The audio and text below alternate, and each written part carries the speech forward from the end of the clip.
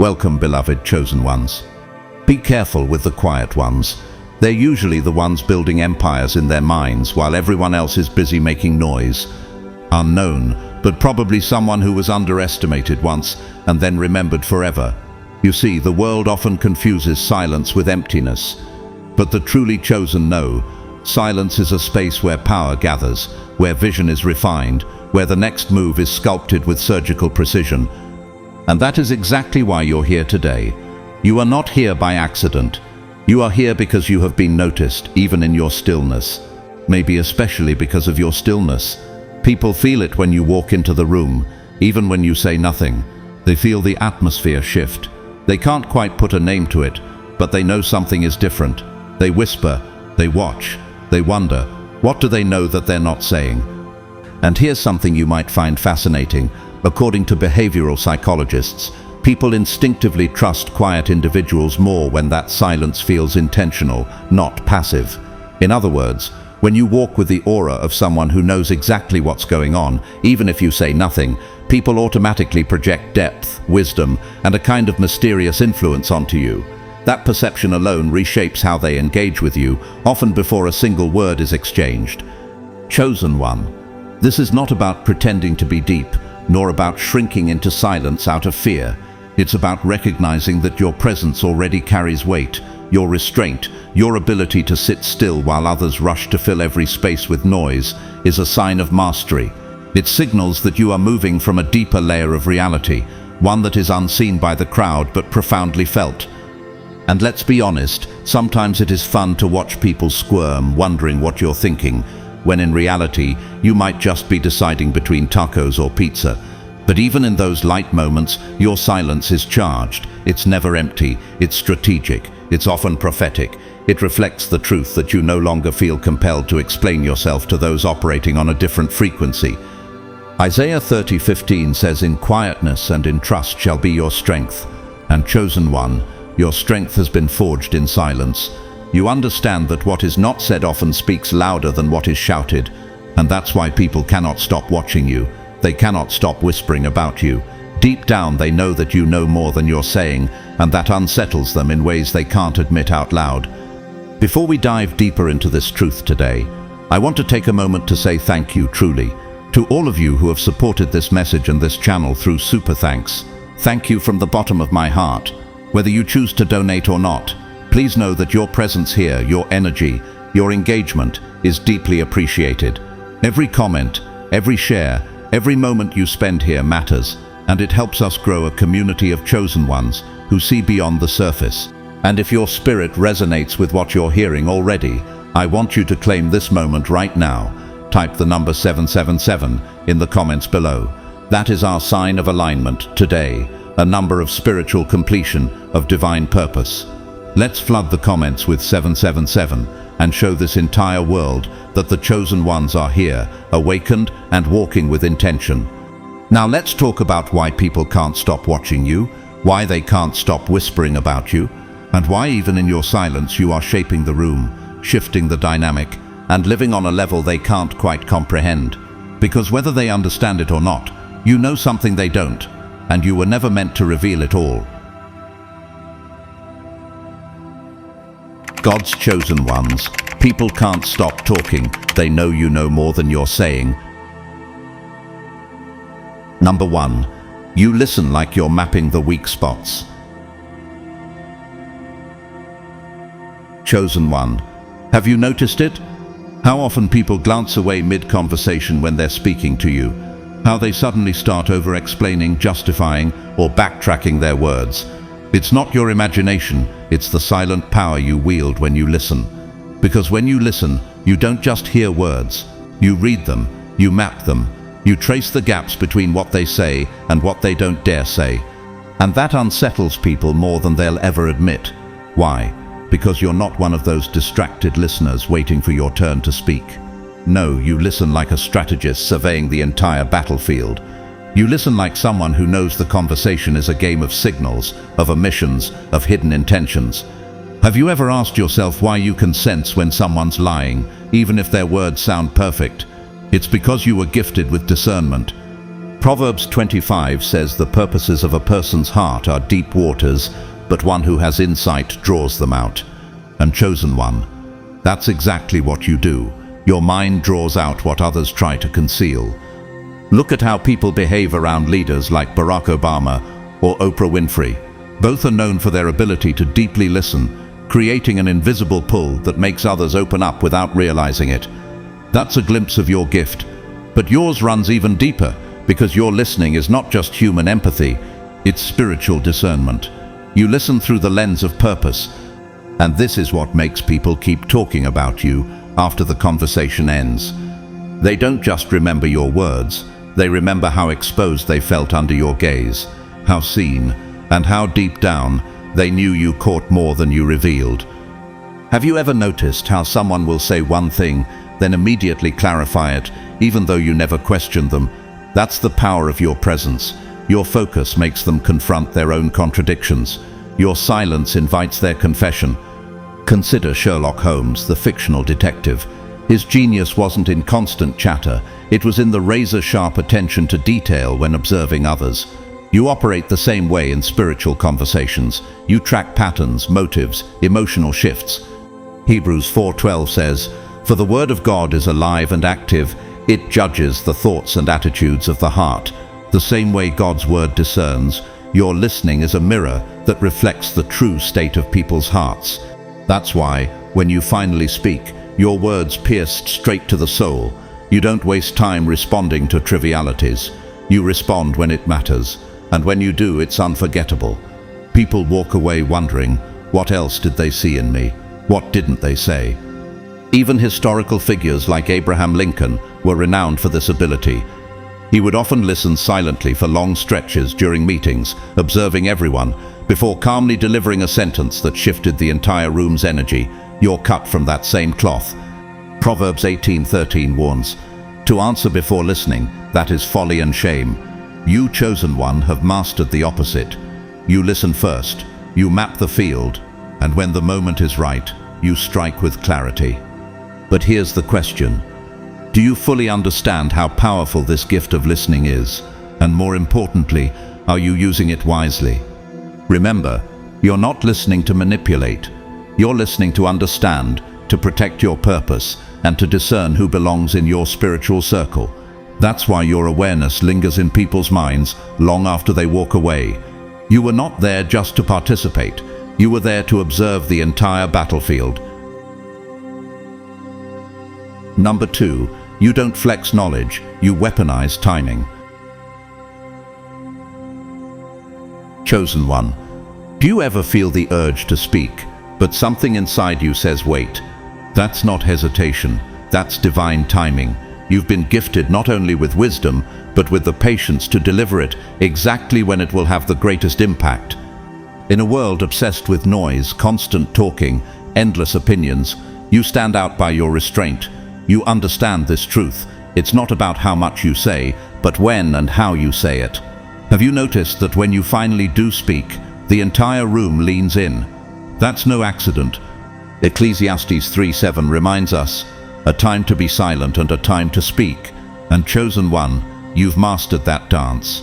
You wait, you observe, you let others reveal themselves first. Then when your voice is needed most, you deliver words that slice through the noise like a sword. Think about figures like Steve Jobs. Known for strategic silence, Jobs would often let others dominate a meeting, watching closely and then deliver a single, calculated insight that redefined the conversation. You carry that same strategic spirit. Proverbs 25:11 says, "A word fitly spoken is like apples of gold in settings of silver." Your words land with weight because they're delivered with wisdom. You don't chase attention, you command it when necessary. Consider how Maya Angelou moved audiences, not with constant talking, but with carefully chosen words that struck the heart. Likewise, when you finally speak, people remember. They replay your comment in their mind for days, wondering, how did they see that? Why didn't I think of that? Chosen one, this is why people suspect you know far more than you say, because you do. You withhold not to be mysterious, but to be intentional. You speak when your words can create impact, not when your ego craves validation. James 1:19 instructs, "Everyone should be quick to listen, slow to speak, and slow to become angry.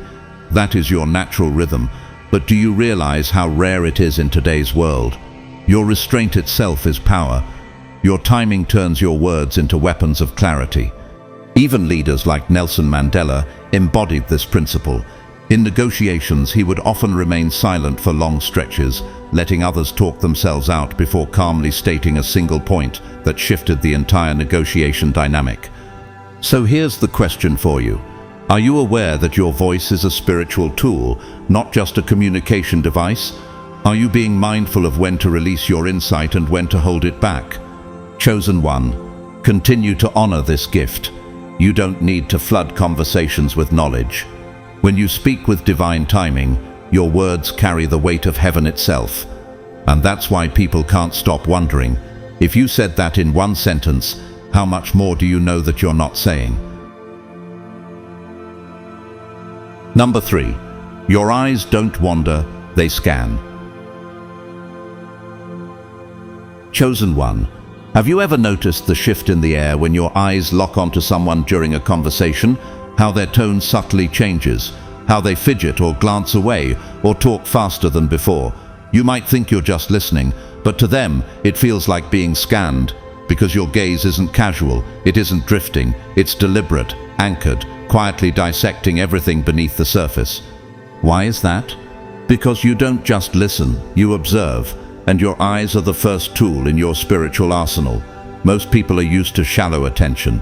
They're used to vacant nods and distracted glances, but when they face your steady gaze, it awakens a truth in them. They are being seen in ways they did not prepare for. Proverbs 15:3 says, "The eyes of the Lord are everywhere, keeping watch on the wicked and the good." And chosen one, while you are not God, you reflect a similar spiritual presence. Your eyes carry an alertness, a knowing that comes from the Spirit working within you. Look at public figures like Angela Merkel, known for her unblinking, analytical gaze in political meetings, or Denzel Washington, whose intense screen presence can convey volumes without a word. Their eyes hold weight because their minds are deeply present. Yours works the same way. But here's the deeper layer. You don't stare to intimidate, you scan to understand. You're reading hesitation in the voice, micro-expressions in the face, inconsistencies in the narrative, the twitch before a lie, the smile that doesn't reach the eyes, the too long pause that betrays a hidden fear. And that makes people nervous, not because you accuse them, but because your awareness leaves no place to hide. Luke 11:34 tells us, "Your eye is the lamp of your body. When your eyes are healthy, your whole body also is full of light." Chosen one, your gaze reflects not just intellect, but spiritual clarity. You see through shadows. Think of someone like Marie Curie. In scientific settings dominated by men, she wasn't loud, but her observant presence spoke louder than words. Likewise, you carry a kind of visual discernment that silently demands truth. So ask yourself, are you fully aware of the power in your gaze? Are you using it with the wisdom and compassion God expects of His chosen? Because this is what leaves people talking about you after the room clears. They say, "There's something about their eyes," or "I don't know why, but I felt like they could read right through me."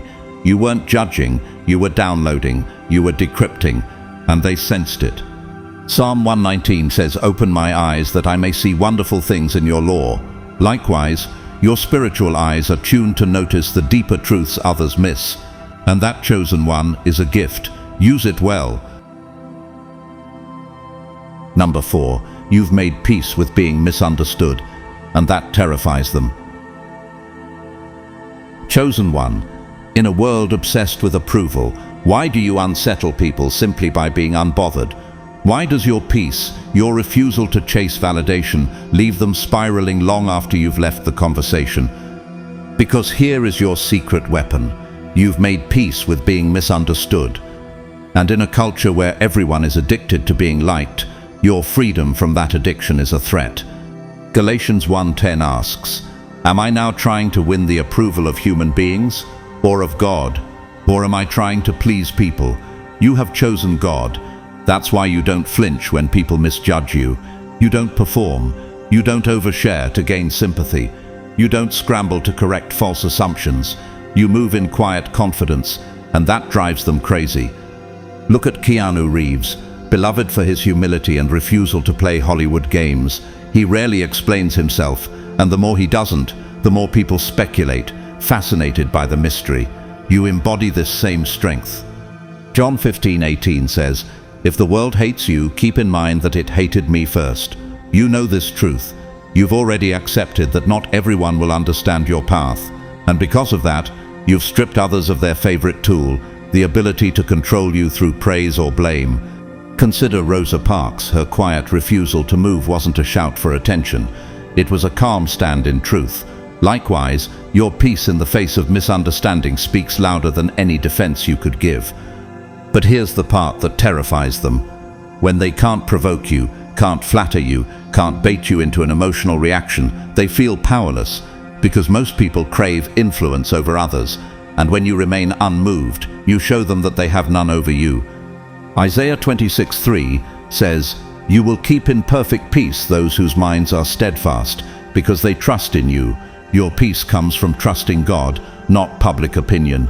And in a world where people's self-worth depends on likes, shares, and validation, your detachment from those things is deeply unsettling. Think about Albert Einstein. Often misunderstood, even ridiculed early in life, he never wasted energy explaining himself to those who couldn't see his vision. You carry that same clarity. You've accepted being the villain in someone's story because their opinion holds no weight in God's plan for you. So ask yourself, chosen one, are you still tempted to explain yourself when misunderstood? Or have you fully embraced the freedom that comes from letting it go? Remember this, the less you explain, the more they talk. The more you stay in peace, the more they obsess, and the more you refuse to perform, the more powerful your presence becomes. Proverbs 29:25 warns, "Fear of man will prove to be a snare, but whoever trusts in the Lord is kept safe." You, chosen one, are safe, not because the world understands you, but because you walk anchored in a truth that no misunderstanding can shake. Number 5. You speak in truths people pretend not to know. Chosen one, have you ever noticed the look people get after you say something that pierces through the room? That stunned, hollow-eyed pause where they pretend to shrug it off, yet their mind is racing to process what you've just laid bare. That is your gift and your burden. You speak truths others are trying desperately to avoid, and in doing so you shake something awake inside them. Why does your voice land this way? Because you refuse to participate in the collective game of denial. While many comfort themselves with half-truths and pretty lies, you can't stand the weight of illusion. Your spirit has been trained to confront reality head-on, even when it's uncomfortable, especially when it's uncomfortable. John 8:32 says, "Then you will know the truth, and the truth will set you free." Chosen one, you speak freedom into rooms bound by silent chains of pretense. Look at figures like Malala Yousafzai. Even as a young girl, she refused to be silenced about the right to education, a truth that many around her feared to voice. Your words carry that same disruptive power. You don't speak to provoke. You speak to align reality with truth. Have you ever wondered why people get defensive after you speak, even when you said nothing aggressive? It's because your honesty forces them to confront the parts of themselves they've carefully hidden. You shine light on cracks they were pretending weren't there. In doing so, you challenge not just them, but the systems they've built their identities upon. Proverbs 12:19 reminds us, "Truthful lips endure forever, but a lying tongue lasts only a moment." Your words endure because they come from a well of spiritual clarity, not from a place of ego or performance. Consider someone like Jordan Peterson, a modern intellectual who speaks hard truths about responsibility and identity, often triggering intense reactions, not because he's unkind, but because many are unready to face the truths he articulates. You are gifted with this same unsettling clarity. But here's the question. Are you using your truth-telling wisely? Are you balancing it with grace so that your words bring healing, not just discomfort? Remember, chosen one, while the truth sets free, it can also wound if wielded without compassion. Ephesians 4:15 says, "Instead, speaking the truth in love, We will grow to become in every respect the mature body of him who is the head, that is, Christ. You are called to speak truth, but seasoned with love. Think about Sojourner Truth, who spoke with fearless clarity against slavery and injustice. Her words rang out not to shame, but to awaken. You are cut from that same cloth. And that's why people remember you, not because you seek to offend, but because you refuse to pretend. You say what everyone feels but fears to voice. And once your words are heard, they can't be unheard. They echo in the minds of those still clinging to illusion. You force them to wrestle with reality, and that, chosen one, is no small calling. Number 6. Your silence isn't loud. It's a lock. Chosen one, why does your silence make people so restless? Why do they fill the air with words when you simply choose to remain still? It's because your silence carries intention, not absence, and that makes it powerful. You've learned this truth. Not every thought is worth speaking. Not every audience is worthy of your wisdom. Your quiet isn't emptiness, it's discernment. You choose your words as carefully as a master archer chooses an arrow, and until the moment is right, you hold that arrow close. Proverbs 17:28 teaches, "Even fools are thought wise if they keep silent, and discerning if they hold their tongues." But you, chosen one, are not silent out of fear, you are silent out of strength. Think about Leonardo da Vinci, known for long periods of quiet observation before sharing revolutionary ideas. His silence wasn't void, it was incubation. Likewise, your stillness is a signal that much is happening beneath the surface. Have you noticed how people start over-explaining around you? How they nervously talk just to fill the space? It's because your energy exposes how much of their conversation is noise. Your silence strips away their ability to perform. It forces a rawness they are not prepared for. Ecclesiastes 5:2 reminds us, "Do not be quick with your mouth. Do not be hasty in your heart to utter anything before God." You understand this wisdom deeply. Your silence guards the sacred. It protects what you've learned, what you've survived. And in a noisy world addicted to self-exposure, your restraint is both a shield and a sword. Consider J.D. Salinger, the author of Catcher in the Rye, who retreated from public life. His silence made the world more curious, not less. Your intentional quietness works the same way. It whispers, "There is more here than you see." Psalm 141:3 says, "Set a guard over my mouth, Lord. Keep watch over the door of my lips." You have honored this prayer. You've learned when to speak and when to guard your wisdom like treasure. Look at Harper Lee, who wrote one groundbreaking novel and then chose to step back from the spotlight. Her silence spoke volumes. You, chosen one, understand this rare strength. Power doesn't need to announce itself constantly. So here's the question. Are you aware of the sacred tension your silence creates? Are you using it not as a mask, but as a shield for what matters most? Remember this, when you speak, it will be intentional. But until that moment, your silence is your strongest lock, and people will continue to wonder, what happens when you finally decide to turn the key? Number 7. You have a quiet familiarity with darkness. Chosen one, have you noticed that stillness inside you that people can't quite name?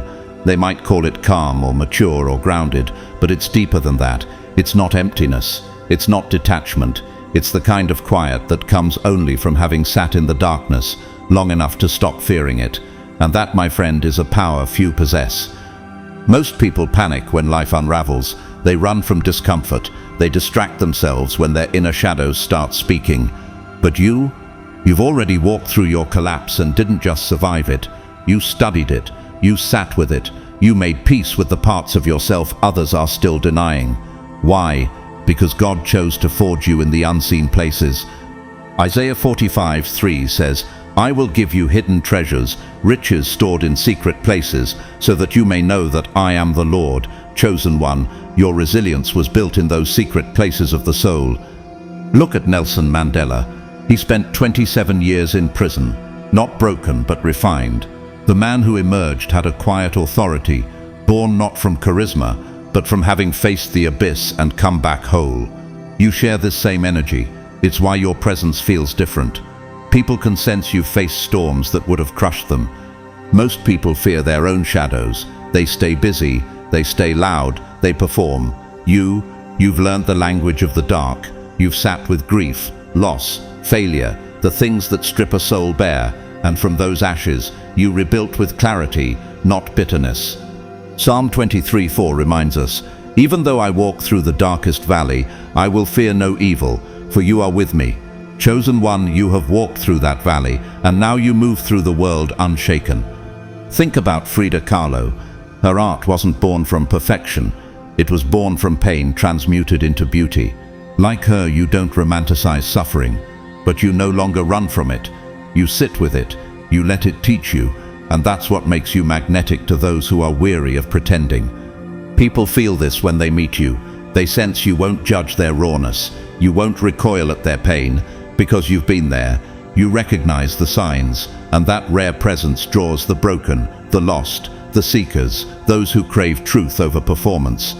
2 Corinthians 4:8-9 says, "We are hard-pressed on every side but not crushed, perplexed but not in despair, persecuted but not abandoned, struck down but not destroyed."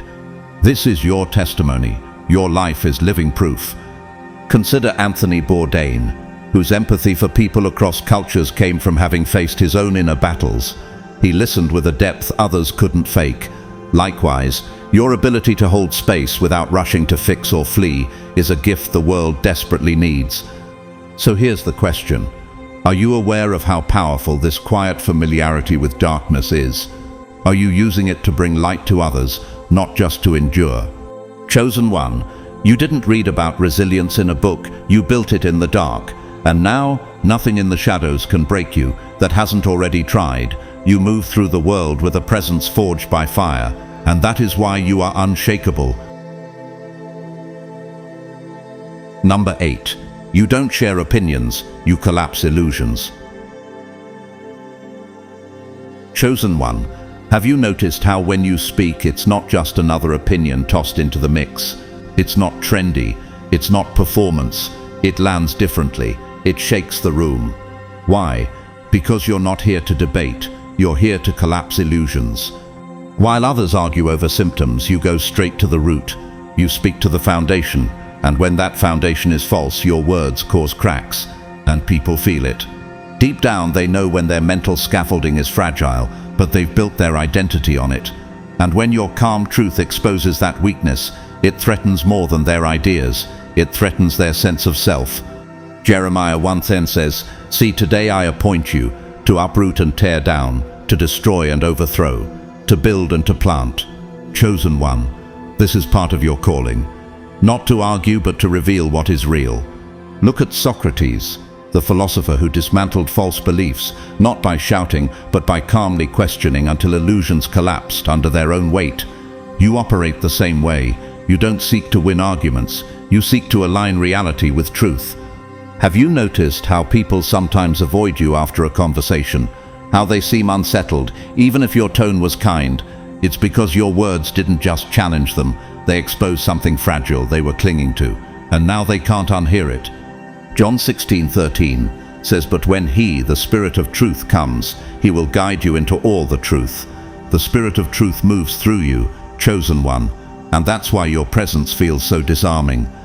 Consider David Goggins, whose brutal honesty about human weakness and endurance has shattered countless excuses people make for themselves.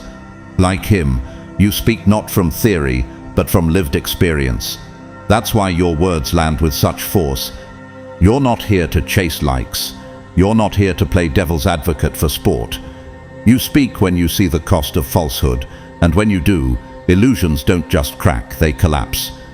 Ephesians 5:13 says, "But everything exposed by the light becomes visible, and everything that is illuminated becomes a light." Your words bring that light, not to shame, but to awaken. Think of Malcolm X, who spoke with clarity that stripped away comfortable lies about race and power. His truth-telling wasn't for applause, it was for alignment. You, chosen one, carry this same spiritual authority. So ask yourself, are you stewarding this power wisely? Are you balancing truth with grace, so that your words build as well as dismantle. Because here's what you must remember: collapsing illusions is a sacred responsibility. When people walk away from your words, their world has shifted. Some will thank you, some will resist you, but none will forget you. And that chosen one is why you must speak carefully, but boldly. For when you reveal what is real, you are doing the very work God has called you to in these times of great deception. Number 9. You don't just have insight, you're living a hidden architecture. Chosen one, have you ever noticed how people tilt their heads slightly, squint their eyes, or subtly watch you a little longer than they do others? It's because they can sense it. There's something different about the way you move through life. They can't see it, but they feel it. You're not just living moment to moment. You're living according to an invisible architecture, a divine blueprint that's quietly shaping everything you do. While others drift through life reacting to events or chasing random opportunities, you are guided by an unseen compass. You aren't here by accident. Your path isn't shaped by luck. You are moving with divine intention, and that intention is what people can't put into words. Proverbs 3:5-6 reminds us, "Trust in the Lord with all your heart, and lean not on your own understanding. In all your ways submit to him, and he will make your paths straight." Chosen one, your paths are straight, not because they are easy, but because they are ordered. Look at Steve Jobs, whose life seemed erratic to outsiders, but who was building toward a visionary architecture that transformed technology and culture. You live with this same quiet knowing, a sense that even your smallest choices are part of something larger than the world can see. Have you ever felt people projecting myths onto you, trying to explain your calm, your movements, your decisions? It's because they can't comprehend your source. You don't explain it, you don't announce your plans, yet your life radiates purpose, and that unsettles those who lack it. Psalm 3:7-23 says, "The steps of a good man are ordered by the Lord, and he delighteth in his way." You delight in that hidden order, and it gives you the ability to remain calm amid chaos, to pause deliberately, to speak with precision, to act when the moment is ripe. Consider Marie Curie, whose groundbreaking scientific work was the result of patient, unseen labor that most dismissed or failed to understand. Like her, you are building something beneath the surface. People sense that force, and it fascinates and frustrates them at once. They see your stillness and think it's emptiness. It's not, it's gathering. They hear your words and think they're random. They're not.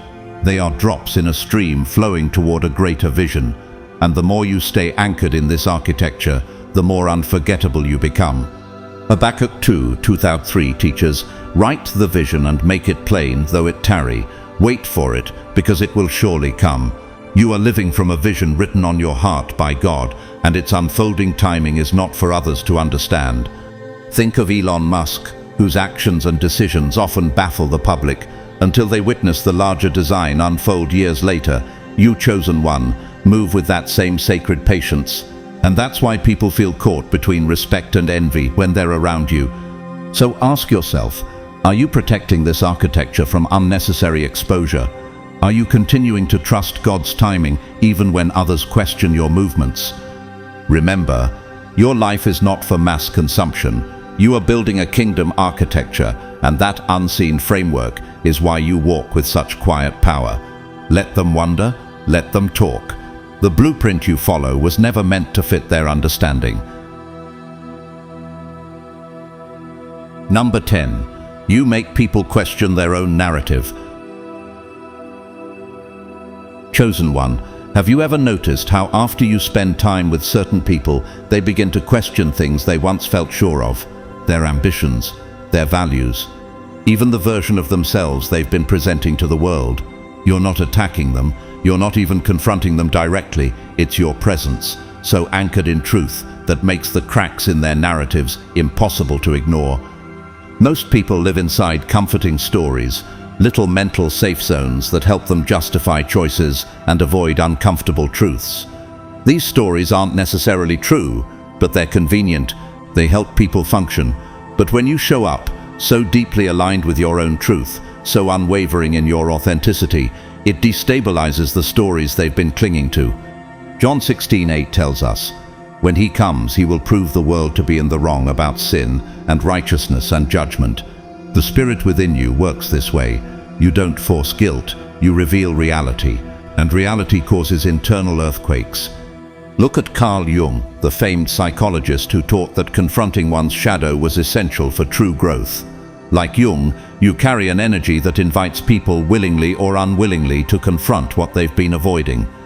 Have you ever sensed that after a conversation with you, someone begins questioning their path, rethinking relationships, wrestling with long-held beliefs? That's not manipulation, that's spiritual clarity, doing its work through you. 2 Corinthians 10:5 says, "We demolish arguments and every pretension that sets itself up against the knowledge of God, and we take captive every thought to make it obedient to Christ." Your presence does this, not by shouting people down, but by creating space where their false narratives cannot comfortably survive. Consider Greta Thunberg, whose unwavering stance on climate truth has caused leaders and citizens alike to question their own narratives about progress and responsibility. Like her, you carry an authenticity that exposes what others would rather ignore. You don't offer easy answers or neat solutions, you simply exist so fully in your truth that others are forced to ask, "Am I really living in alignment with mine?" And once that questioning starts, there is no going back to ignorance. Proverbs 27:17 reminds us, "As iron sharpens iron, so one person sharpens another." You are that sharpening force, not by force, but by presence. Think about James Baldwin, whose writings and speeches caused entire generations to question cultural and personal narratives around race and identity. He didn't destroy people, he dismantled illusions. You, chosen one, carry that same light. So, are you ready to steward this power with humility? Are you prepared for the responsibility that comes with unsettling others simply by living in your truth? Because once you've made someone question their narrative, they will never see the world the same again. Some will resist you, some will admire you, but none will forget you. And that, chosen one, is why your presence carries such profound weight in this hour. Number 11. You don't fit in because you were built to reconstruct. Chosen one. Have you spent most of your life wondering why you just couldn't seem to fit the mold? Why the things that others seemed content to accept always left you restless, questioning, unsettled? Let me tell you clearly, that was never a flaw. It was by divine design. You were never meant to blend in because you were called to rebuild. Romans 12:2 teaches us, "Do not conform to the pattern of this world, but be transformed by the renewing of your mind." And you, chosen one, carry a mind that is constantly renewing, constantly challenging, constantly seeing through what others blindly accept. Look at Rosa Parks. Her refusal to conform wasn't born from rebellion for its own sake. It was a deep inner knowing that the system itself was broken. Likewise, you aren't just a troublemaker or a contrarian. You see that the entire structure, the unspoken rules, the inherited beliefs, the systems that keep people small, is flawed, and you are called to expose those cracks. Have you ever felt the pressure to soften your edges, to keep quiet when you see the rigging behind the scenes? That's because those in power fear disruptors. And make no mistake, you are a disruptor, not because you seek chaos, but because you seek truth. Jeremiah 1:9-10 says, "See, today I appoint you to uproot and tear down, to destroy and overthrow, to build and to plant." Chosen one, your role is not just to question, but to reconstruct. You were sent to build something that can actually stand. Consider Buckminster Fuller, the visionary architect and systems thinker. He didn't waste his life trying to fit outdated models. He created entirely new ways of thinking about space and design. You carry that same frequency. You are not here to maintain broken systems. You are here to tear down the illusions and rebuild on truth. Have you noticed that when you point out inconsistencies in the world around you, some people react with hostility? It's not because you're wrong, it's because you're threatening the fragile narratives they rely on. But remember this, Galatians 1:10 asks us, "Am I now trying to win the approval of human beings or of God?" You are not here to win human approval. You are here to answer a higher calling. Think of Malala Yousafzai, who challenged an entire system of oppression simply by insisting on education. Like her, You are built to question what others accept and to shine light where others remain silent. So here's the question, chosen one. Are you ready to stand firm in your role as a reconstructor? Are you prepared to be misunderstood, resisted, and even feared for the sake of a greater truth? Remember this, your inability to fit in is not your weakness. It is your badge of calling. You are not here to blend. You are here to rebuild. And that is why the world cannot ignore your presence, even when it tries. Number 12. You have the calm of someone who's already survived the fire. Chosen one, why is it that when chaos erupts around you, you move with a calm that others can't comprehend?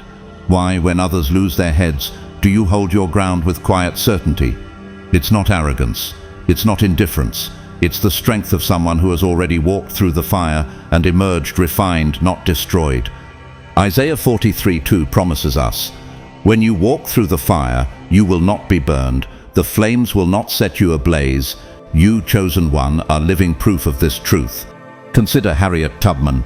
She faced dangers beyond comprehension, yet moved with a courage and calm that freed hundreds. You carry this same inner resilience. The scars you bear are not signs of weakness. They are marks of battles survived, wisdom earned. Have you noticed how people lean in when you speak, even when you say little? It's because your energy whispers, "I've faced worse, I am not shaken." That presence is magnetic and terrifying to those whose confidence is fragile. James 1:12 reminds us, "Blessed is the one who perseveres under trial, because having stood the test, that person will receive the crown of life." You have stood the test.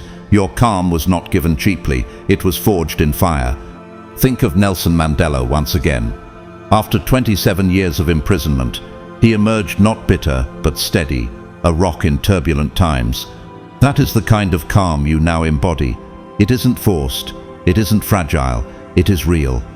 Have you also noticed how some people try to provoke you to break that calm? They can't understand how you can carry such stillness when the world is burning. But what they don't see is the fire you've already walked through. 2 Corinthians 4:8-9 says, "We are hard-pressed on every side, but not crushed, struck down, but not destroyed." You have been struck down, and yet you stand. Consider Bethany Hamilton, the surfer who returned to the waves after a shark attack that could have ended her career. Her calm wasn't born from denial. It was born from having faced her worst fear and risen above it. You live this same truth. So here's the question, chosen one. Are you embracing this calm as a testimony? Are you using it to inspire others, not just to survive, but to rise? Remember this, the world will never understand the depth of your calm. They will try to explain it away. But you know it was bought with fire, and now you are unshakable. Not because you are untouched by pain, but because pain no longer owns you. Chosen one, your calm terrifies and inspires. It is a beacon in a storm-tossed world. Wear it with honor, for you are not just surviving anymore, you are rising. Number 13. People sense you could destroy but choose not to.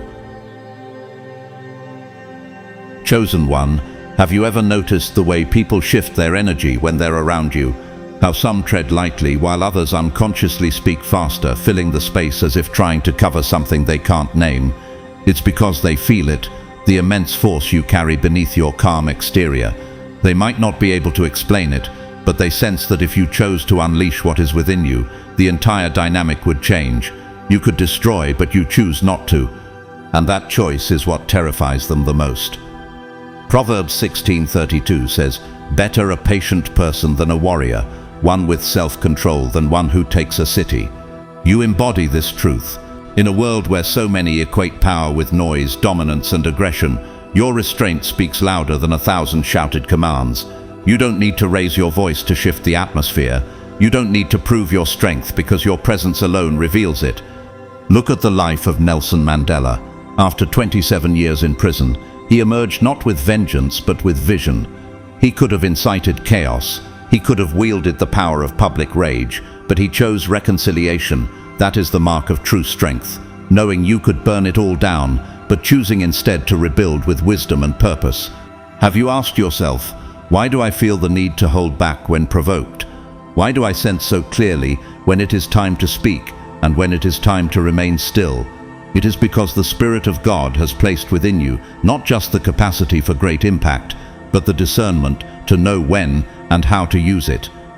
Ecclesiastes 7:9 reminds us, "Do not be quickly provoked in your spirit, for anger resides in the lap of fools." You are not a fool. You are a master of spiritual restraint, and people can feel that mastery even if they can't see the full extent of your power. Consider Bruce Lee, a man whose martial prowess was legendary, yet whose philosophy emphasized water-like flexibility and the discipline of controlled force. He once said, "Knowing is not enough. We must apply. Willing is not enough. We must do." And you, chosen one, understand that doing includes knowing when not to act. Most people mistake constant action for strength. They think the loudest in the room, the most reactive, are the ones in control, but you know better. You have learned through life's trials that true power is not about constant force. It is about strategic force. It is about knowing the cost of every move and choosing to move only when it matters. James 1:19 instructs us, "Everyone should be quick to listen, slow to speak, and slow to become angry." Chosen one, your slowness to anger is not weakness. It is a spiritual discipline. It is a sign that you operate on a higher plane, that you are not at the mercy of your emotions, nor the provocations of others. Think of Angela Merkel, one of the world's most quietly powerful leaders. She rarely sought the spotlight, but her calculated words and patient negotiations shaped global outcomes. That is the kind of authority you wield, not through spectacle, but through presence. So why does this unsettle people? Because they are used to seeing power abused, flaunted, wasted in petty displays. When they encounter someone like you, someone whose silence carries the weight of choice, not fear, it forces them to confront their own misconceptions about what strength really looks like. Have you noticed how your refusal to react often makes others more agitated? How the ones who seek to bait you become unnerved when their tactics fail? That is because your restraint exposes their lack of it. Your calm becomes a mirror, reflecting their inner chaos. Matthew 5:5 reminds us, "Blessed are the meek, for they will inherit the earth." Meekness is not weakness, it is power under control, and you, chosen one, are being prepared to inherit influence that only such discipline can sustain. Consider the story of Yeshua, Jesus Christ himself, who, though he could have summoned legions of angels, chose the path of sacrifice and redemption. His restraint was his victory.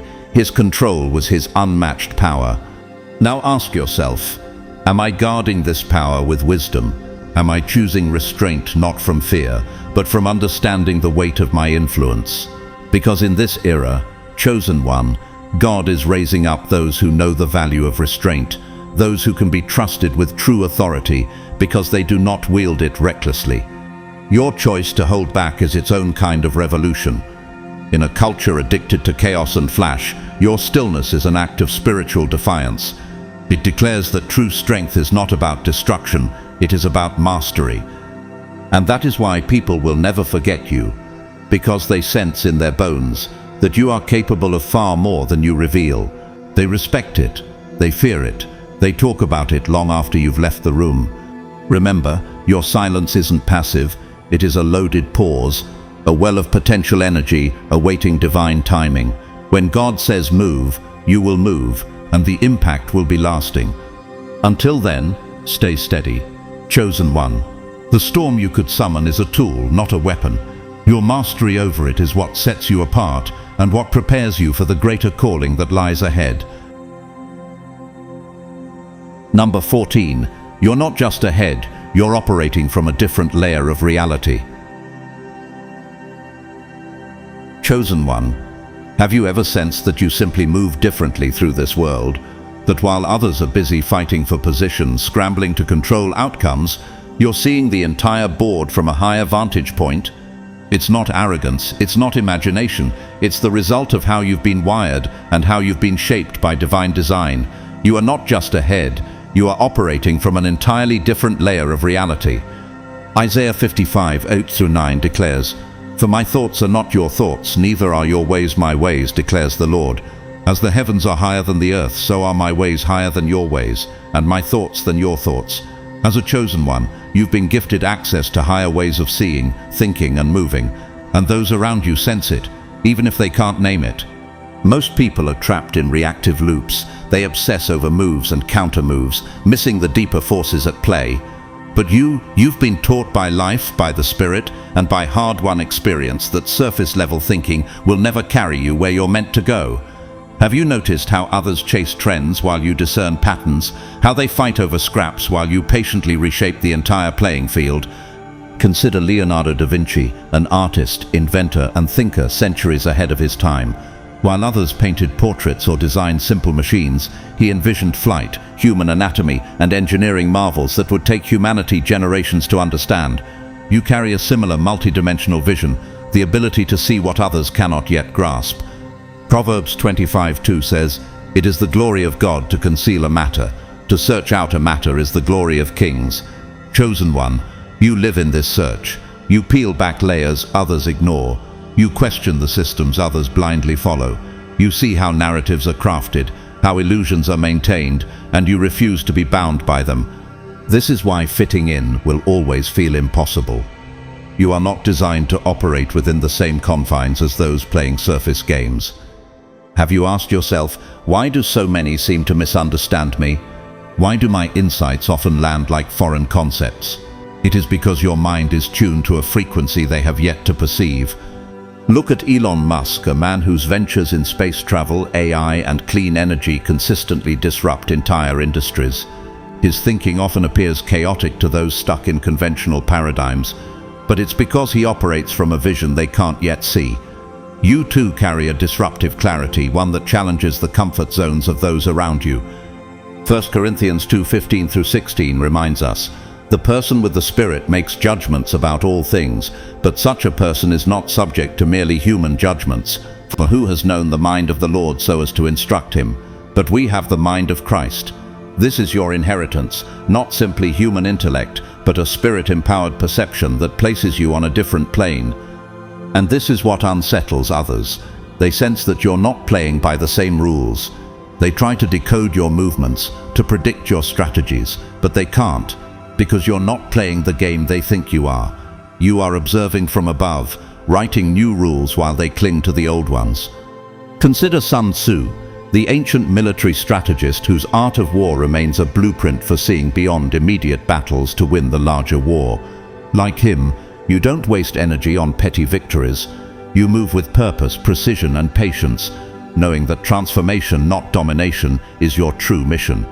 Colossians 3:2 exhorts us, "Set your minds on things above, not on earthly things." You embody this principle.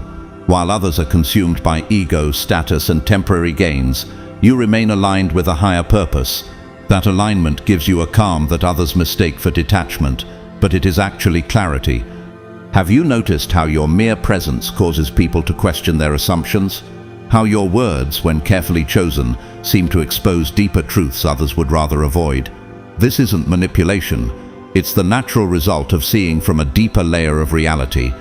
Think about Albert Einstein, whose theories of relativity forever altered our understanding of time and space.